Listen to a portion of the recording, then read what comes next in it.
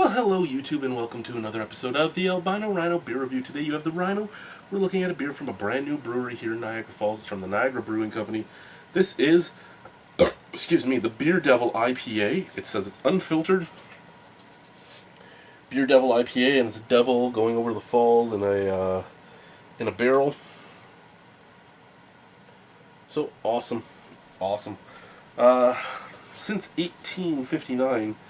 Countless thrill seekers have taken the thundering waters of Niagara Falls with devilish style.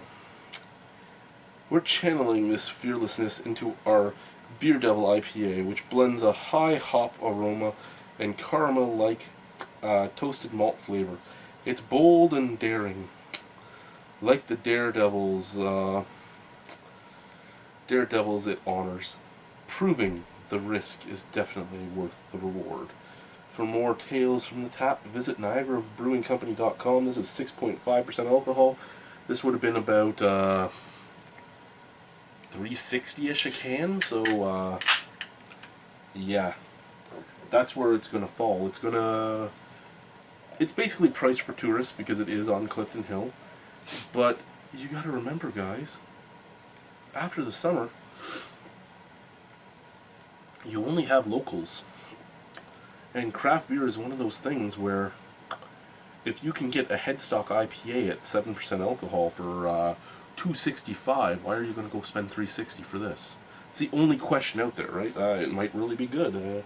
Visually, it's appealing. I mean, look at that. That's a nice orange color, nice off-white head, big off-white head. It is unfiltered. I mean, it is hazy. I love that haze. Little snap, crackle, pop. So yeah, visually it is appealing. It does look the part. It looks the part more than a lot of beers out there.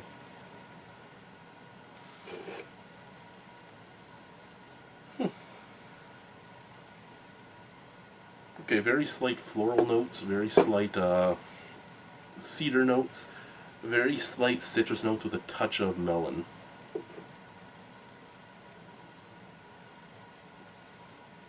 Smells okay. Let's try it. Cheers.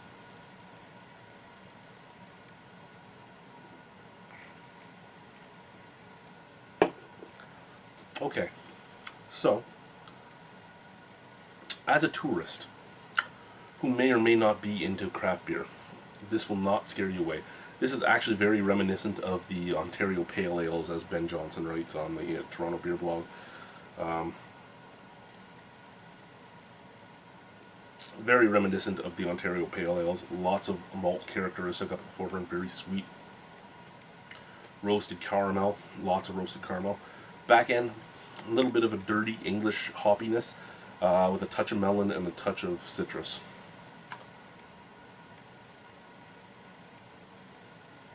Very light drinking, very light bodied, very easy to drink. You wouldn't tell it's 6.5% alcohol. You'd probably think you're drinking a 5% alcohol beer. I mean, it is very drinkable, and that's a good thing about it. I mean, you're going into this with an IPA and you're trying to hit the tourist market. You're not going to want to have the most in-your-face IPA out there because you're not going to sell it to tourists as much as you might sell it to hardcore craft beer nerds. But this can sell to both. This can sell to craft beer nerds and it can sell to tourists. I mean, it has enough flavor that anyone could drink it.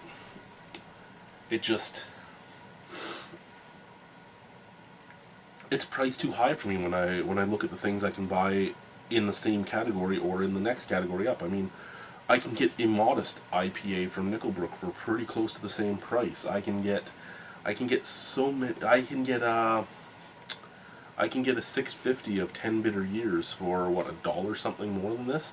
I mean, it's stuff like Chente. I can get their Innocent Bystander for the same price. It's stuff like that that makes it hard to go into this and be okay with it. I mean, is it a good beer? Yes, it's a good beer. Can I say it has any faults? No, it has no faults. It's actually a well-made beer. Is it a beer that I could see myself drink? Possibly. Is a beer I could see myself buy? Probably not. Not because it's a bad beer, just because of where it is in the beer market and all the beers I've had. I know what I can get for the same price or slightly higher in different formats. Good beer.